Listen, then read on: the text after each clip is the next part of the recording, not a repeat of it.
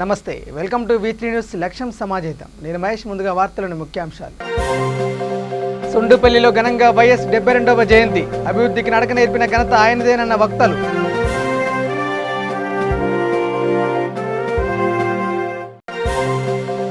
ప్రాణత్యాగం చేసిన మరో తెలుగు బిడ్డ. జమ్మూ కాశ్మీర్లో జరిగిన ఎదురుకాల్పుల్లో గుంటూరు జిల్లా బాపట్ల వాసి మృతి.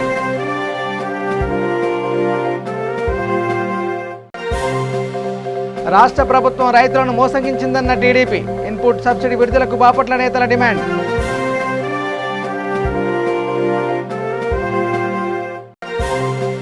మైలవరంలోని పంట పొలాల్లో దాచిన మద్యం స్వాధీనం. వీటి విలువ 1.5 లక్షల పైనేనన్న పోలీసులు.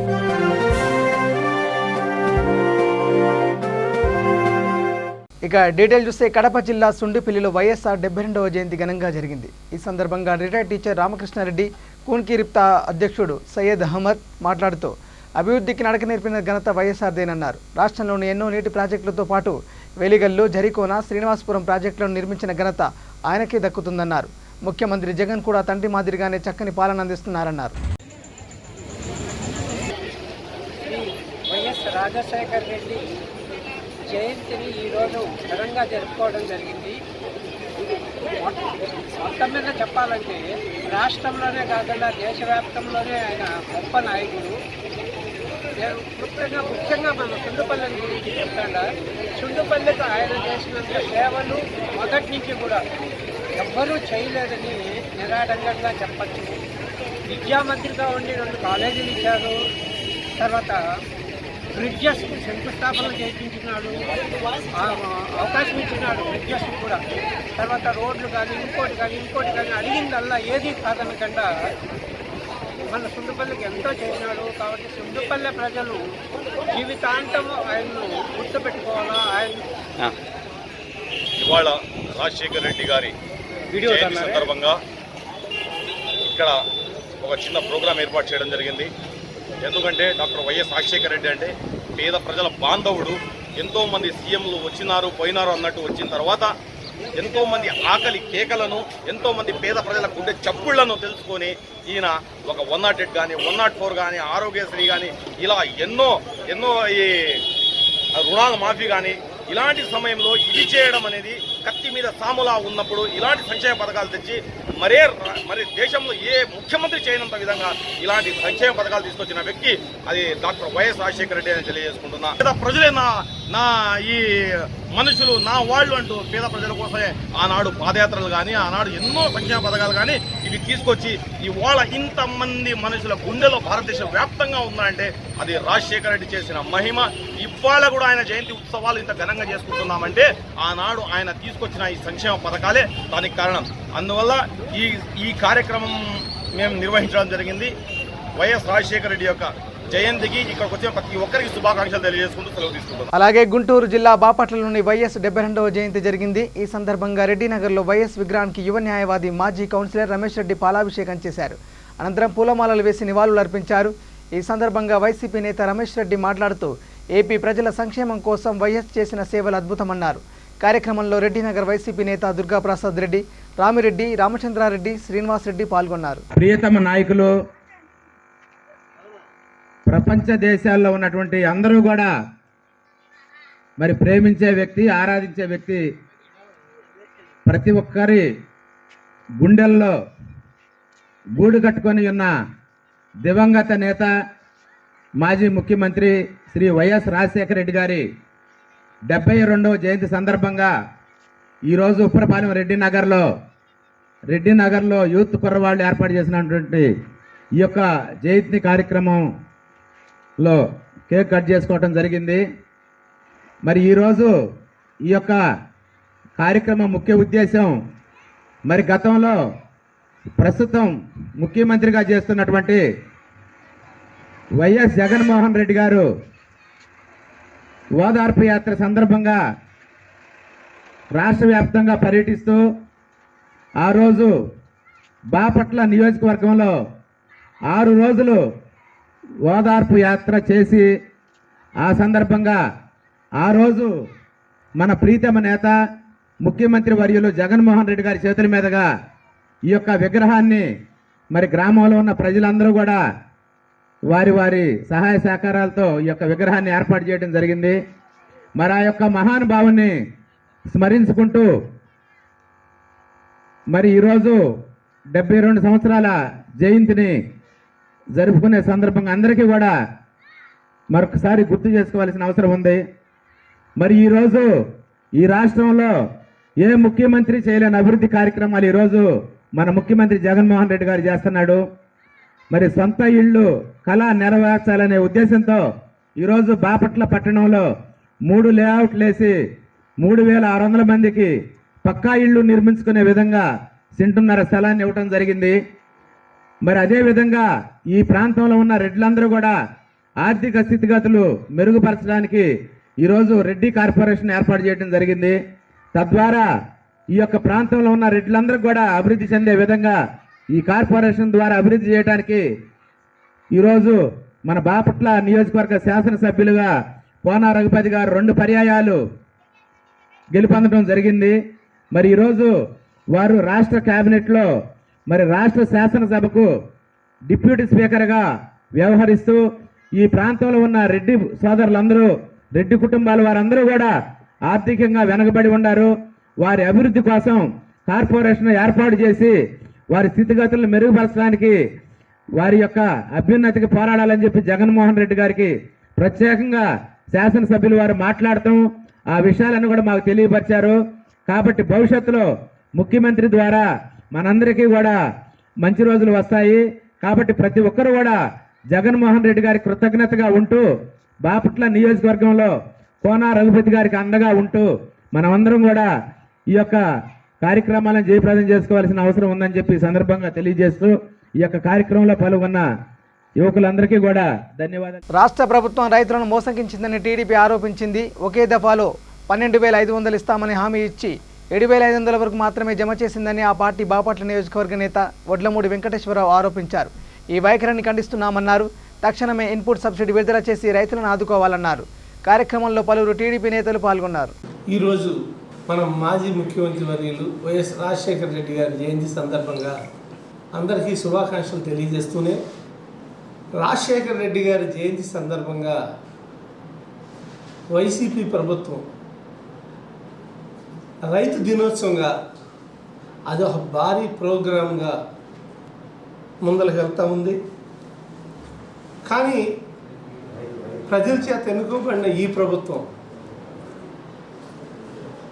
జగన్మోహన్ రెడ్డి గారు చీఫ్ మినిస్టర్గా పనిచేస్తున్న ఈ ప్రభుత్వం రైతులకు ఏం చేసింది అనే విషయంలో ఈరోజు ప్రశ్నిస్తున్నాం. రైతు దగా ప్రభుత్వం అని ఈ వైసీపీ ప్రభుత్వాన్ని వర్ణిస్తూ ఉన్నాం. అలా వర్ణించడంలో చాలా అర్థం ఉంది. మీ అందరికీ తెలుసు, ఎప్పుడైతే రైతులు రోడ్ల మీదకి వచ్చి కన్నీటి పాలవుతారో అది మన సమాజానికి మంచిది కాదని తెలియజేస్తూ ఒక్క విషయం కాదు, 2 విషయాలు కాదు, ఎన్నో విషయాల్లో ప్రభుత్వం చేసిన ఎన్నో పనులు ఎండగట్టడానికి ఈరోజు ఈ సమావేశం పెట్టడం జరిగింది. అన్నిటికీ మించి కష్టపడి ఈ తుఫానుల్లో ఈ వర్షాల్లో కూడా ఎప్పుడేం జరుగుతుందో తెలవని పరిస్థితుల్లో కూడా రైతు లాభాలు వచ్చినా రాపోయినా వృత్తిని నమ్ముకుని రైతే రాజుగా పిలువబడే ఈ సమాజంలో రైతుకి ఈరోజు తీరని ద్రోహం, అన్యాయం జరుగుతుంది. అటువంటి రైతుల దినోత్సవంగా ఈరోజు ఎలా జరుపుకుంటారు అని వైసీపీ ప్రభుత్వాన్ని ప్రశ్నిస్తున్నాం. ఉదాహరణకు మనం ధాన్యం కొనుగోలు చేశారు, మీ అందరికీ తెలుసు. ఇదివరకు వారం నుంచి 10 రోజులు 15 రోజుల్లో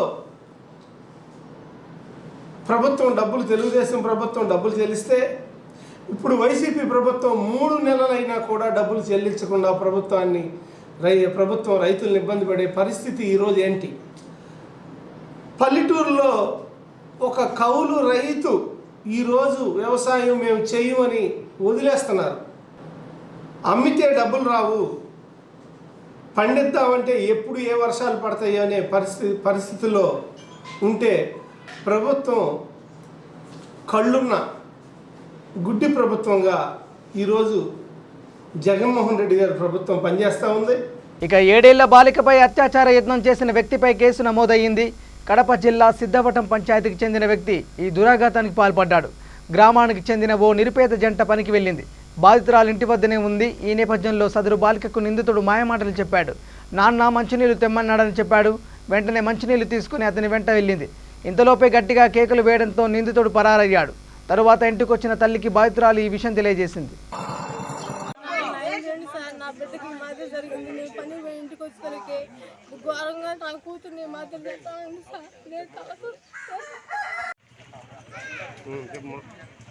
నా పేరు నీరుకట్ట ఎల్లయ్య. అది వనమాధవరం ఎస్ఆర్ నగరు అర్జునవాడ. నాకు 7 ఏళ్ళ పాప ఉండేది. మా భార్య పనికి పోయింది, నేను పనికి పోయినా. నేను సాయంత్రం వరకు అలా ఒక అబ్బాయి నా బిడ్డను తీసుకొని, వానికి 16 ఏళ్ళ వయసు, వాడు బలత్కారంగా ఏదో చేయకపోతే వేరే వాళ్ళు ఉండి అగాయిత్యంగా అర్చదరికి ఇడిచిపెట్టి వెళ్ళినాడు. వాడు ఈ గ్రామంలో ఉన్నంత వరకు ఇన్ని మందిగా చెరుపులు ఎన్నో కేసుల్లో అన్ని జైల్లోకి పోయి చూడాడు. వాడు అంత అగాయిత్యం వేస్తాడు. పైన మళ్ళీ మాది కడచెరు పిల్లలు. వాడు ఎప్పుడైనా రాయితైనా కొడతాడని నాకు భయం ఉండదు. వాడు అట్లా చెడ్డనా కొడుకు అన్ని రకాలుగా చేస్తుంది. అందరం ఎంతమంది బిడ్డలైనా కానీ మన బిడ్డతోనే సమానము. మీరు దయవంచి నా బిడ్డ మాదిరిగా 10 మంది బిడ్డలను రక్షించమని నేను కోరుతాడా. సార్ దయచేసి మా ఊర్లో ఇట్లా జరిగింది. పిల్లని రేపకారం జరగకపోయింది, కానీ ఏదో 10 నిమిషాల ముందు వాళ్ళ తల్లి చూడబట్టి పిల్ల బతికిపోయింది. ఇట్లా ఏ పాపకు జరగకూడదు. ఇంతకు ముందు కూడా చాలా ఇంట్లో దొంగతనాలు చేసినాడు, దోపిడీలు చేసినాడు, అన్ని చేసినాడు ఆ బాబు. కానీ ఈ ఊరేం పట్టించుకోలే. 2 రోజులు పోలీసు స్టేషన్లో ఉండే కానీ మళ్ళీ ఇడిచిపెడతా ఉన్నారు. ఇప్పుడైతే ఇంకా మీదట జరగబోయే పాపలకు కూడా ఏమి జరగకూడదు, ఏమి కాకూడదు అని పోలీసు వారిని కోరుతున్నాము. అందరికీ సేఫ్టీ ఉండాలంటే ఇన్నేదో ఒకటి చెయ్యాలి సార్. ఇక్కడ రాకుండా ఇంతకుముందు దొంగతనాలు అన్ని చేస్తానండి. ఎందుకని మేము ఊరిని పట్టించుకోవాలా? ఈ పొద్దు ఒక 6 ఏళ్ల పాపకు బలత్కారం చెయ్యి వాళ్ళమ్మ చూసి తప్పించుకునింది పాప. ఇదే విధంగా ఇంకొక పాప కూడా చెయ్యొచ్చు. దానికి మేమంతా ఆడాలంతా బాధపడతాము. మేము పెద్దవాళ్ళకు నమస్కరించి వీరికి ఏదో ఒకటి చేయాలని మేము దయచేసి కోరుకుంటాము సార్. ఇంకొక చర్య తీసుకోవాలని వాడు మాత్రం దుర్మార్గుడు సార్. ఇక్కడ కాలనీలో తీసుకోవాలా. చాలా దొంగతనాలు కూడా చేసినాడు సార్ అతను. కనీసం ప్రతి ఒక్కరింట్లో ఒక ఇల్లు తప్పకుండా దొంగతనాలు చేస్తున్నాడు. దొంగతనాలే కదా ఏందనుకున్నాం అందరం మేము. ఈరోజు పిల్లలను రేపు చేస్తాడు. ప్రకాశం జిల్లా ఇంకొలలో స్వర్గీయ వైఎస్ రాజశేఖర రెడ్డి 72వ జయంతి ఘనంగా జరిగింది. ఈ సందర్భంగా రైతు దినోత్సవం కూడా నిర్వహించారు. అనంతరం పర్చూరు నియోజకవర్గ వైసీపీ వాణిజ్య విభాగం అధ్యక్షుడు పూర్ణారావు తదితరులు వైఎస్ఆర్ విగ్రహానికి పూలమాలలు వేసి నివాళులు అర్పించారు. అనంతరం ఇంకొల్లు మండలం గంగవరంలోని వృద్ధాశ్రమంలో పనులు పంపిణీ చేశారు. కార్యక్రమంలో పావులూరు సుధాకర్ తదితరులు పాల్గొన్నారు. ఇక నియంత్రణ రేఖ వెంబడి జరుగుతున్న ఉగ్రపోరులో మరో తెలుగు బిడ్డ ప్రాణత్యాగం చేశాడు. జమ్మూ కాశ్మీర్లో ఉగ్రవాదులతో జరిగిన ఎదురుకాల్పుల్లో గుంటూరు జిల్లా బాపట్లకు చెందిన మణుప్రోలు జశ్వంత్ రెడ్డి ప్రాణం విడిచారు. ఈ మేరకు పట్టణంలోని దరివాద కొత్తపాలెంలోని తల్లిదండ్రులకు తెల్లవారుజామున సైనికాధికారులు సమాచారం అందించారు. జశ్వంత్ 2016లో మద్రాసు రెజిమెంట్లో చేరారు. తొలుత నీలగిరిలో పనిచేసిన ఆయన ప్రస్తుతం జమ్మూ కాశ్మీర్లో విధులు నిర్వహిస్తున్నారు.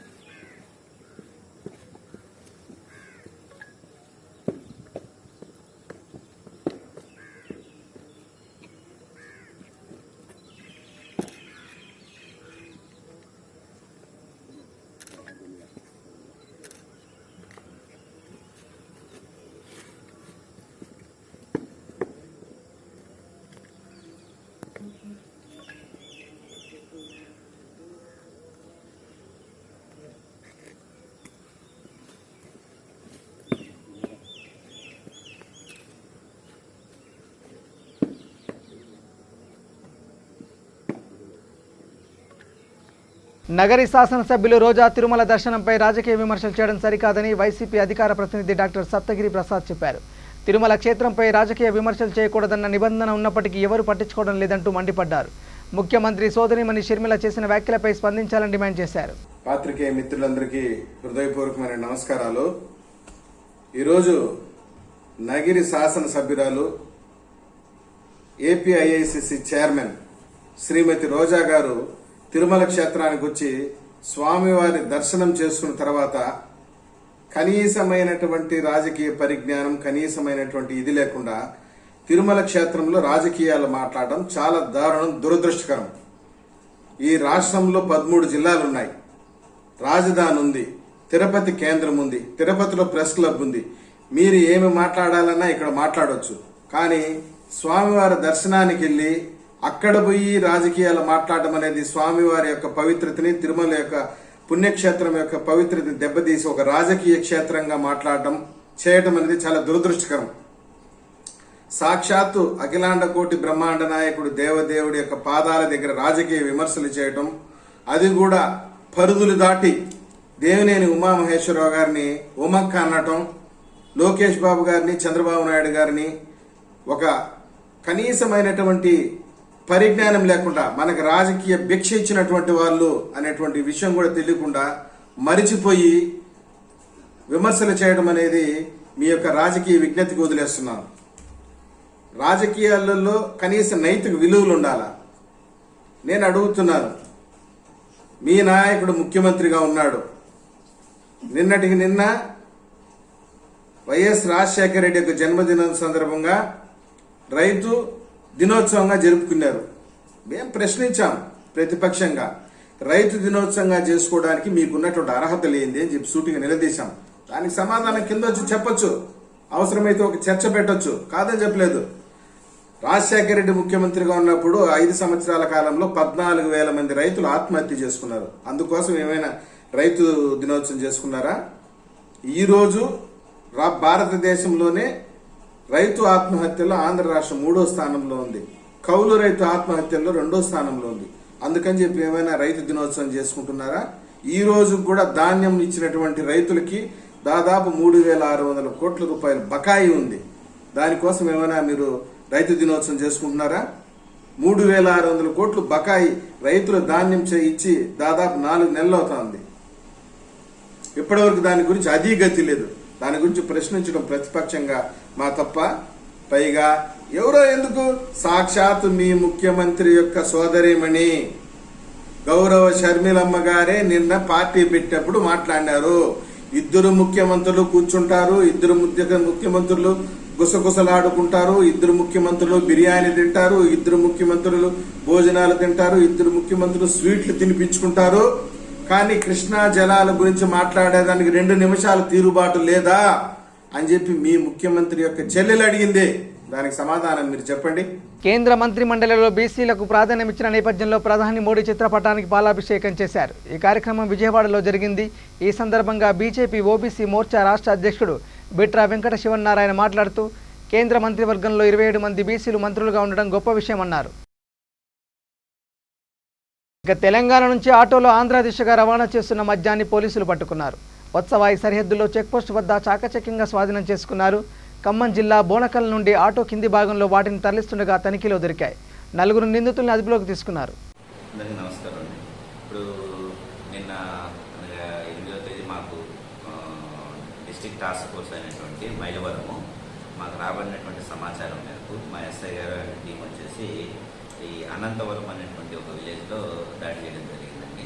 సో అక్కడ ఈ కూడా నరేష్ తర్వాత గొర్రె సాయిబాబా అనేటువంటి వీళ్ళిద్దరూ కూడా ఈ అక్రమంగా తెలంగాణ నుంచి మద్యం తీసుకొచ్చేసి మన దగ్గర అమ్ముతున్నారనేటువంటి ఇన్ఫర్మేషన్ మాకు ఉందని అనుకుంటారు. సో వాళ్ళ మీద మనం నిఘా పెట్టిన మీదట నిన్నటి రోజున దాడి చేసి సాయంత్రం రాత్రి టైంలో దాదాపుగా మనకి 28 బాక్సులు అయినటువంటి మద్యాన్ని సీజ్ చేయడం జరిగింది. అందులో 24 బాక్సులు వచ్చేసరికి లిక్కర్ ఉంది, అలాగే ఒక 4 బాక్సులు వచ్చేసరికి బీరు దొరికింది. మొత్తం అన్ని కలిపి కూడా దాదాపు 1167 బాటిల్స్ ఉన్నాయండి. ఇవన్నీ కూడా మనకి బహిరంగ అంటే మార్కెట్ రేట్ ప్రకారము అయితే మాత్రం దాదాపు 3 లక్షల పైన ఉంటుంది. బట్ మనకి ప్రాపర్టీ మీద ఉన్నటువంటి రేట్ల ప్రకారం అంటే తెలంగాణ రేట్స్ ప్రకారం అయితే దాదాపు మనకి 1,54,000 రూపాయలు ఉన్నటువంటి మద్యాన్ని సీజ్ చేయడం జరిగింది. అలాగే 2 వెహికల్స్, 2 ముద్దాయిలు. 2 వెహికల్స్ కూడా మనకి టాటా సూప్రో వెహికల్ ఒకటి ఏదైతే మనం వాళ్ళు వాడారో తీసుకురావడానికి దాన్ని సీజ్ చేయడం జరిగింది. అలాగే ప్యాషన్ ప్రో వెహికల్ బండి, అలాగే 3,000 రూపాయల నగదు కూడా సీజ్ చేయడం జరిగింది. మాజీ ఎమ్మెల్యే తోట త్రిమూర్తులకు ఎమ్మెల్సీ పదవి ఇవ్వడంపై దళిత నేతలు మండిపడ్డారు. తూర్పుగోదావరి జిల్లా పి గన్నవరం మండలం 3 రోడ్ల కూడలిలో బహుజన రిజర్వేషన్ పోరాట సమితి ఆధ్వర్యంలో నిరసన ప్రదర్శన నిర్వహించారు. అనంతరం అంబేద్కర్ విగ్రహానికి వినతి పత్రం సమర్పించారు. ఈ రామచంద్రాపురం తోట త్రిమూర్తులకి పవిత్రమైన మేధావులకి ఇవ్వాల్సిన గవర్నర్ కోటాలో ఇతనికి ఎమ్మెల్సీ ఇవ్వడం చాలా బాధాకరం. ఇతను శిరోమణి ఈవెన్ ముద్దాయిగా రౌడీ షీటర్గా ఉన్నాడు. ఇటువంటి వ్యక్తికి తక్షణమే గవర్నర్ గారు జోక్యం చేసుకుని వెంటనే తోట త్రిమూర్తుల్ని గవర్నర్ ఇచ్చిన కోటాల నుంచి ఎమ్మెల్సీ రికవర్ చేయాలని, వెంటనే రీకాల్ చేయాలని మేము బహుజన రిజర్వేషన్ పరిరక్షణ పోరాట సమితి నుంచి కోరుతున్నాం. భవిష్యత్తులో కనుక ఈ కార్యక్రమంలో కనుక విజయాన్ని సాధించలేకపోతే రాష్ట్ర వ్యాప్త ఆందోళనకు సిద్ధమవుతున్నామని అందరికీ తెలియజేస్తూ జై భీమ్, జోహార్ డాక్టర్ బాబాసాహెబ్ అంబేద్కర్.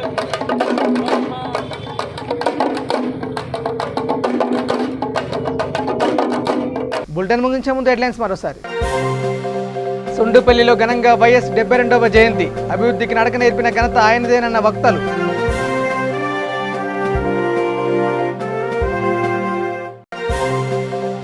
ప్రాణత్యాగం చేసిన మరో తెలుగు బిడ్డ. జమ్మూ కాశ్మీర్లో జరిగిన ఎదురుకాల్పుల్లో గుంటూరు జిల్లా బాపట్ల వాసి మృతి.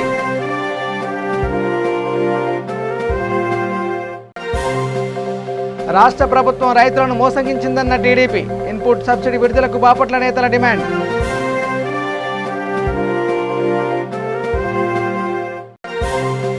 మైలవరంలోని పంట పొలాల్లో దాచిన మద్యం స్వాధీనం. వీటి విలువ 1,50,000 పైనేనన్న పోలీసులు.